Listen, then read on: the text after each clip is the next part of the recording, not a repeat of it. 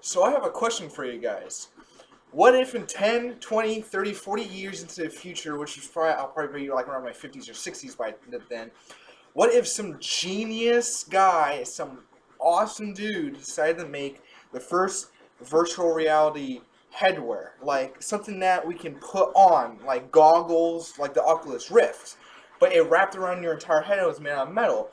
What if it was capable of going into your conscious when you're asleep when you have it on? Because it would basically, I believe, make you fall asleep and you would go into a coma-like state, and you would be transferred into a virtual reality video game where you get to meet other people from other areas, other regions of the world, and you get to talk to them using your conscious, and you get to fight enemies. But what if that one person who created that game went absolutely crazy on you and decided to make it to where you could not log out of the game, and you had to beat the entire game just to get out, and you were basically stuck in the game for 2 to 3 whole years?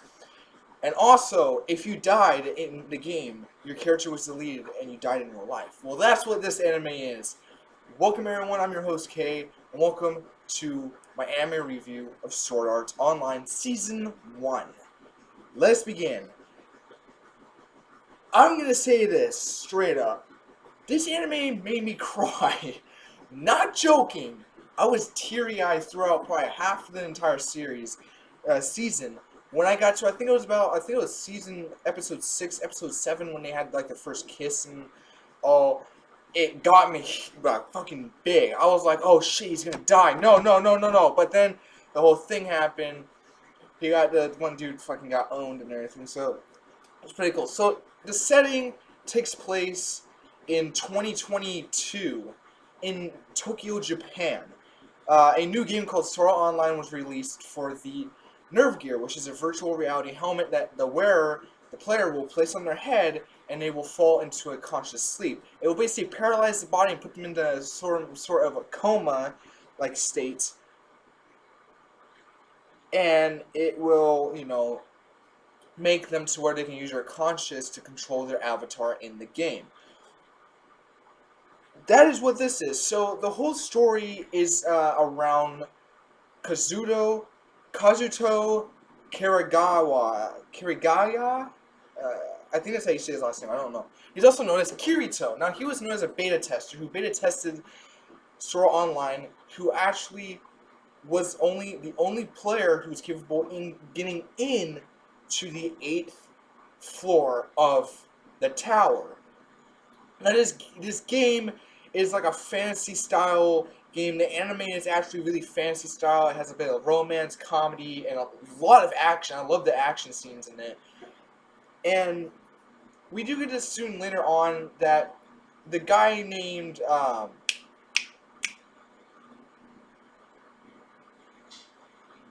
Kabusa. I don't really don't fucking know his name. I forgot his name. It's so funny how I lost his name.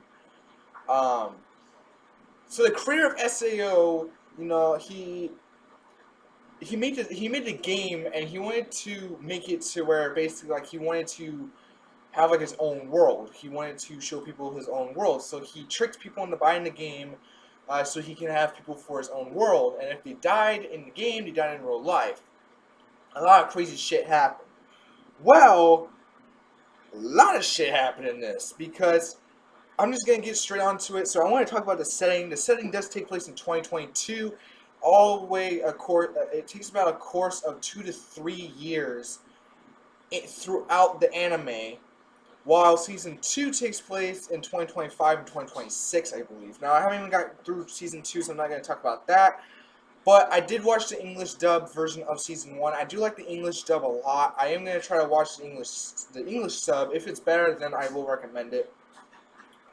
Now, the setting takes place in like a futuristic or a sort of futuristic version of Tokyo, Japan. It takes place in the 2020s, where virtual reality is a big thing. It is a must for video games. That is what video games are now made up of, is virtual reality video games. We don't have none of those, no more controller games to where you have to get a controller and you have your console. Everything is placed onto the computer, or actually placed onto a pad thing that isn't plugged into your computer, which isn't plugged into your nerve gear, plugged into the wall to keep it on. and to charge up your nerve gear and such. And you just play the game through that little device. After you like shut the panel, you turn it on, turn on your nerve gear, you lay in your bed, you put it on, and you fall asleep, and you go into a coma, and you use your conscious to play through the game.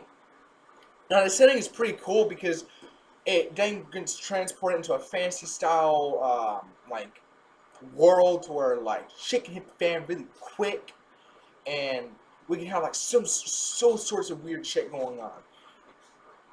This game slash anime, this anime game, whatever you want to call it, is pretty fucking cool. I love this anime so much. I actually got really addicted to it, and I do recommend it. Now, the characters we have Kirito, which I'm not even gonna pronounce his first name, his actual name. He's actually known as the Black Swordsman. He's also known as a beater, which is basically a beta tester and a cheater. Now he's known as the Black Swordsman because he's capable of wielding one-handed weapons, which later on he actually goes into dual wielding. He wears a black trench coat, and he uses no shield. And he's like one of the most powerful characters in the actual game, along with Heathcliff, which is actually the final boss of the game. Now, we do know that we have him, fighting through. He's a beta tester, so we have him like helping people, and I actually like him a lot as a character because he helps a lot of people in this in throughout the anime. He helps a lot of people out throughout season one. He helped Silica get Pina back. He helped Lisbeth. He tried helping I forgot the one chick's name who died in the trap, and it was just it was really emotional. Now this anime also is very emotional due to the part that you will actually see people get fucking like just fucking stabbed to death.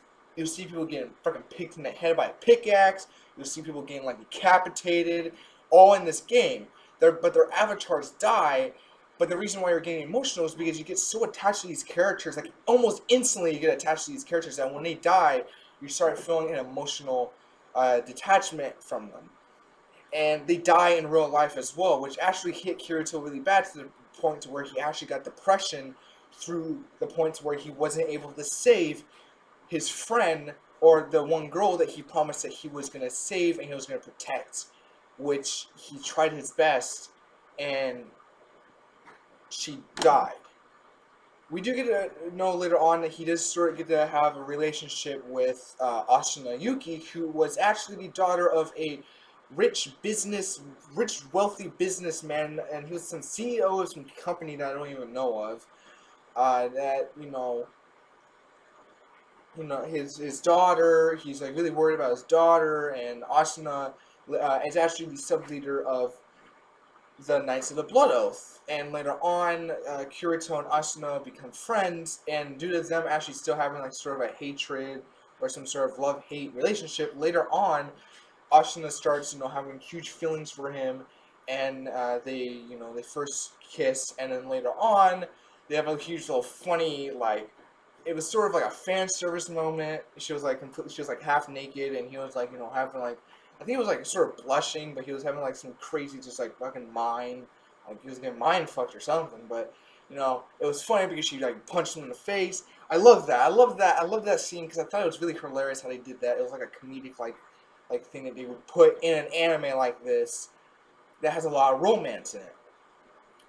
Now, after the whole story with the first arc, we get into the second arc, and we do know that in the first arc, Kirito, kills Heathcliff, who's actually the creator of the actual game, and is transported out of the game, which he comes out of a 2-year coma where his sister Sugu finally gets to see him.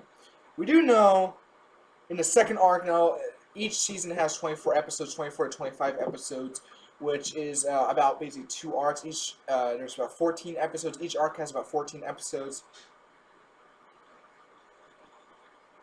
I don't know if we have any OVAs. I do know there's a movie which I'm actually going to be getting to watch the movie soon, and when I do, I'll do a review of the movie. We do know in the second arc is Alfheim Online. We do find out later on Ashina is taken and put into Alfheim Online and all that stuff. So I want to get out of the characters. So let's just go with the animation. So the animation is actually pretty cool. I love the animation a lot in this anime, and the art style is amazing. I love the art style, along with the anime. How the animation is amazing. I love it so much. It deserves a really good rating. I didn't see a lot of flaws though. We all know 2D anime have that point to where like if it's like a long shot, like a long camera shot or angle shot, then there won't be a lot of detail into the characters because I know that they wouldn't be able to draw a character from so far away with like really bad like drawing and stuff. I feel that I gotta admit it to them. They're really good at the animation. The sound, I have to say, the sound is absolutely amazing in this. It's especially the fighting theme, which I've been wanting to upload on my channel. The fight theme was awesome. I do like the fight theme. The opening soundtrack for the opening of season 1 of the first arc and the second arc of season 1 was amazing. I love those two songs. I actually do have them. And I've been listening the hell out of them. I did listen to an English dub. If you want to listen to the English dub, I do recommend you go to a channel called Lee and Lai. She's a girl named Amanda Lee, who's a great singer. And I do recommend you going and listening to her English translation version of the Innocence song, which is basically the second opening of the Sword Art Online season, Arc 2. Arc 2, Sword Art Online Season 1, Arc 2. Now the sound is amazing, especially like the sword clashing and stuff. I do love the sound a lot. The lasting appeal is, my god, the lasting appeal of this anime is at least around maybe 8 or 9. You can watch the first season over and over again, and you will still fall in love with the characters. You'll still have that emotional attachment to the characters, and then when you see them die, you'll start almost going into an emotional breakdown, which is what I kind of did, because I kind of got really, really immersed into the anime myself. And this anime does kind of remind me of The Matrix, but better. Because Matrix, I wasn't kind of a huge fan of, because it had all that weird shit in. But watching Sword Art Online, because I'm a huge fan of anime, I got to see a lot of shit going on in this, as you got to see in The Matrix. Because The Matrix was just a live-action, fucking weird-ass movie. I do want to see the Sword Art Online movie. I can go on Crunchyroll, I can actually watch the movie. I do want to see it really, really, really, really, really bad. And I actually will go and see the movie. I think they actually did make a movie. Did they make a movie? I think they did, because there was a movie shown on Crunchyroll, and it was like a Sword Art Online movie. But, I wanted to say, I do recommend watching Sword Art Online Season 1. Both the arcs. The second arc is more fan service instead of, like, other things, just like boobs in it. Then, like, Ashina gets isn't sexually harassed or sexually assaulted by Oberon, which just pissed me off. I'm gonna say this. The antagonist of the second arc of Sword Art Online, I could not stand. I couldn't stand his voice, I couldn't stand his character model, and I could not stand the way he talked. I just wanted him to die fast, and he did in virtual reality. But in real life, I wish Kirito just fucking slit his throat, because I gotta say, I hated his fucking guts. I'm not joking, I hated him so much. Pain in the ass to get used to, and I still didn't get used to him. He was a fucking asshole. I didn't like him one bit.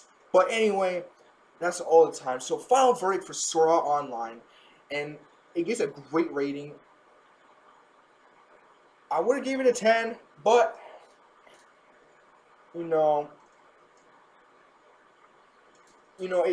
it's good, though. Well, actually, yeah. It's actually. Do you guys think that it deserves a 10? I'm just gonna say this. I bet you it deserves a 10 out of 10 as my final verdict. I have to say it deserves it. I'm gonna put it out there. I'm not fucking joking. This fucking anime deserves a 10 out of 10.